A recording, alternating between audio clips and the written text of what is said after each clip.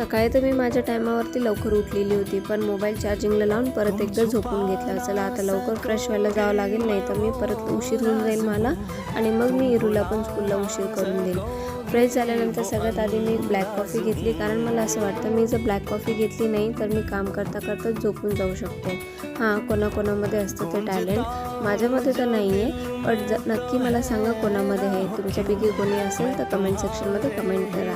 इरूला स्कूलमध्ये सोडल्यानंतर जेव्हा घरी आली तेव्हा थंड थंड पाणी पिलं, कारण बाहेर खूप जास्तच गरम होतं आहे आणि ऊन पण खूप आहे. तसं माझ्या हस्बंडला मी दिलं मस्कमेलन कट करून, आणि दादांनी बघा एवढे सारे कैरे आणले होते. आता ह्या कैरे आणल्या म्हटलं याच्यावर काहीतरी बनवायलाच पाहिजे. मग म्हटलं चला एवढ्या गरमीचं आपण बनवूया आमपणा, तर मग ते बनवायला लागली. इथे 2च मी कैऱ्या घेतल्या, कारण माझ्याजवळ 2च कैऱ्यांचं होऊ शकतो. त्याच्यापेक्षा जास्त केलं तर मी खराब करून टाकेल.